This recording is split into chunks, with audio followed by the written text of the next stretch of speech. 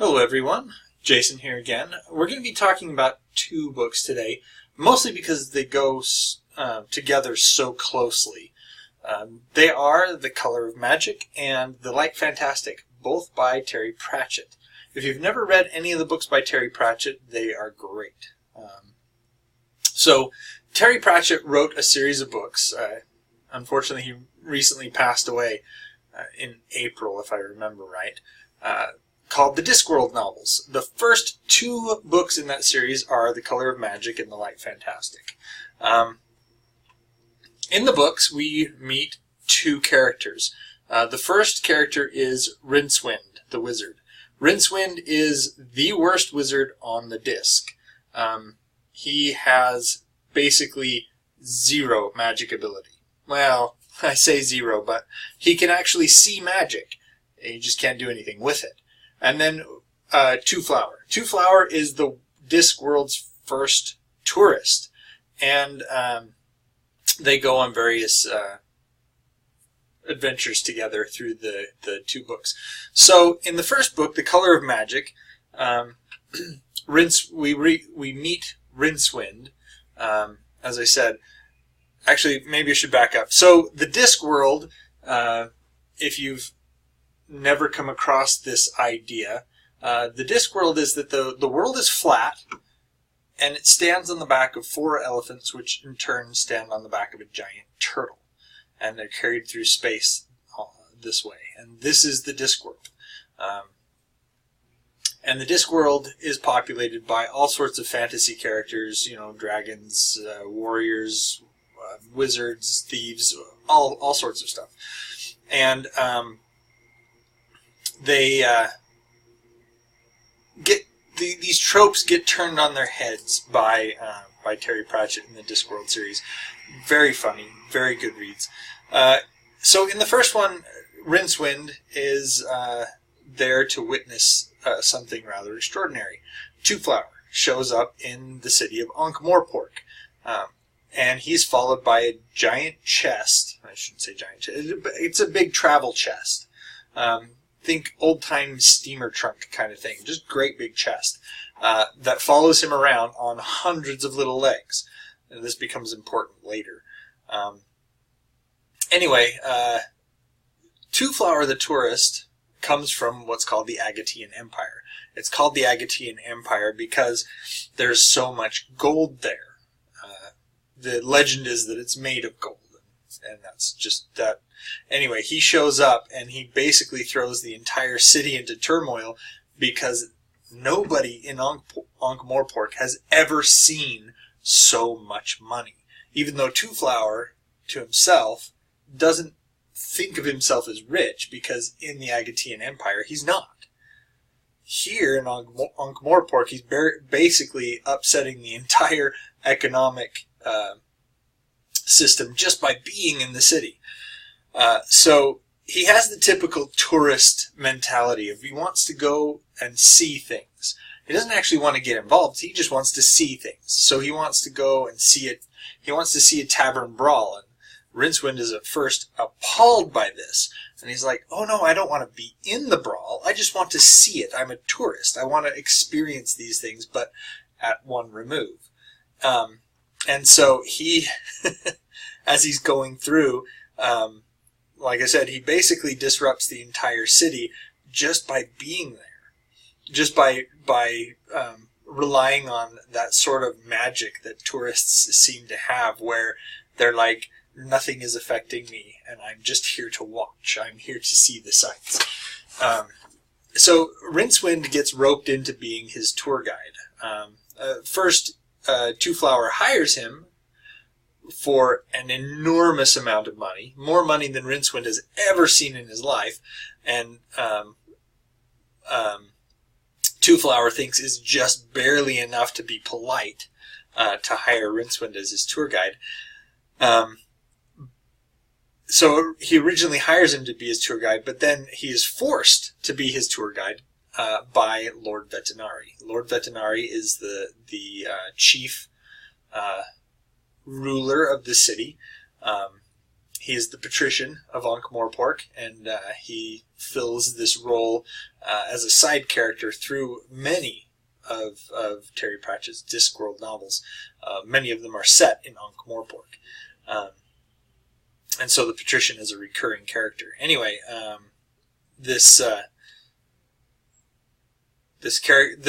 Lord of the City basically tells Rincewind if he doesn't protect Two-Flower and watch over him, that basically he would be killed over several days and in various violent ways, because the Agatean Empire has so much money and soldiers and is such a could be such a threat to the city that he's hoping that if it becomes necessary, that the maimed and tortured body of Rincewind would appease the attackers when they came to the city, to know that justice had been done upon the one who was supposed to be protecting him. So they get embroiled in things like tavern brawls, as I said before, but at the one remove. Now, this may not seem very interesting, but when Two-Flower is trying to take pictures with an imp that paints, magical imp in a box that paints pictures very quickly, and where he is an insurance agent, and so he insures this notoriously disreputable tavern,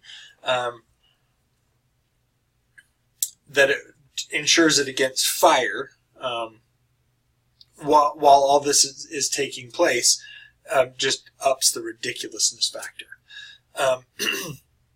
So they end up having to flee the city, and I won't tell you too much about the circumstances behind that, only that they are incredibly ridiculous, why they end up having to flee the city. Fire insurance is part of it.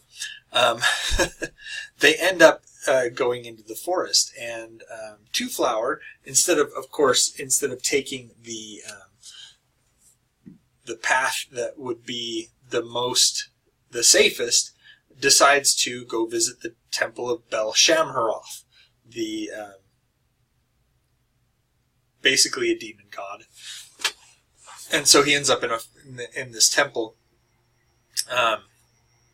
But they end up meeting Hrun the Barbarian, who saves them. They end up meeting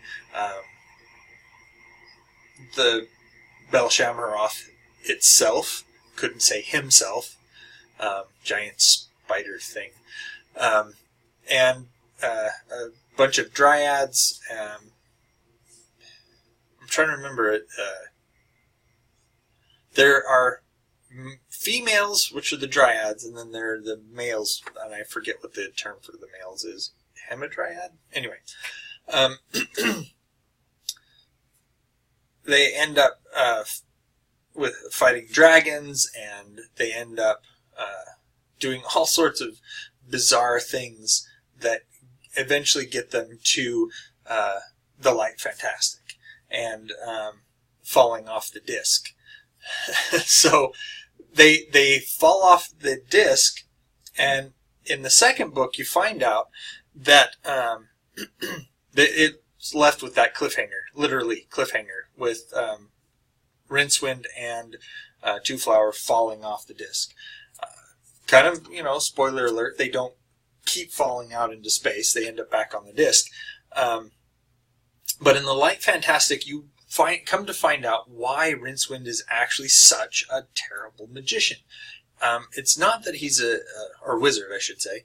He actually has wizard spelled on his hat, but with 2 Z's.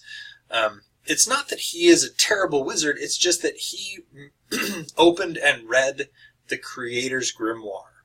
The creator left his grimoire on the Discworld for unknown reasons, and this grimoire contains 8 spells, the 8 great spells. And because this is the Discworld, 7 is not the magic number, it's 8. And due to that fact, anything dealing with a number 8 is magical, or could be magical in nature because of the number 8. So there are 8 great spells, and one of the spells has been lost. Well, Rincewind knows exactly where it is. It's lost in his head. Ever since he saw the creator's spell book, that spell leapt out of the pages and is in his mind, and no other magic spell will go in his mind for fear of the 8th spell from the creator's grimoire. But at this point, they're back on the disc, and Rincewind just wants to go back to Ankh-Morpork. He's like, I'm tired of all this stuff that we've been doing here. I want to go back to Ankh-Morpork. So they try to go back to Ankh-Morpork. And the whole time, the turtle is flying closer and closer to a red star that eventually shows up and people see it, and it heralds the end of the world. And so there's all these people who think that it's the end of the world. Magic becomes unreliable. They meet, in the second book, they meet another character, the greatest hero the disc has ever seen, Cohen the Barbarian. The problem is that Cohen the Barbarian is not what you would think. He is an incredibly old man. He has had a lifetime's worth of heroing experience, barbarian heroing, and he just got so good at not dying that he's not dead. And he's still in the hero business, still doing the hero things. He's just lost all of his teeth and has to sit on a special donut because of various problems. He wears an orthopedic loincloth kind of thing. It's hilarious. They meet druids. They meet more wizards. They find a magic house made out of gingerbread in the woods. And so a lot of these old tropes and stuff from fairy stories pop up now and again. And they always have that characteristic Terry Pratchett Discworld spin on it. Like I said, the Discworld novels are great. There are over 30 of them, and these are just the first 2. Now, not all of them contain Rincewind and Two Flower. In fact, Two Flower only shows up in one more novel, and I'm trying to remember the name of it. It's Interesting Times. But Rincewind is a recurring character. There are several different story arcs. There's the Night Watch. Probably better to say the Town Guard. There are the Witches, the We Free Men and Tiffany Aching. And there are a couple of one-offs where there were just one story, like Morris and his educated rodents, about a cat and a boy who play the Piper of Hamelin shtick. So there's a wide array of things and stories and characters that are in the Discworld series of novels. Like I said, Terry Pratchett passed away. I don't know if there will be any more Discworld novels. As far as I know, his daughter, who is also an author, is not planning to do any more, but that could change.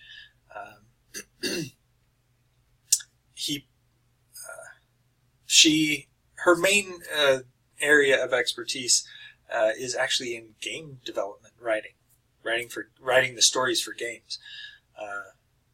But anyway, back to Terry Pratchett. As I said, they're great books. You should check them out. The Color of Magic and the Light Fantastic are a good place to start, but if you're not looking to start in any one place, like I said, these are the first 2, but because of the nature of there's several arcs like the city guard. If you wanted to start with the city guard, Guards is the book that you would go to. If you wanted to look into the witches, I don't remember which one is the first book in the witches series. There's one called Equal Rights that has Granny Weatherwax in it, but it's not really the beginning of the witches series. The witches. There's 3 of them because 3 is a coven for the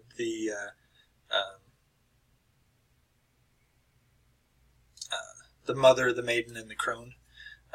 Maiden, mother, crone.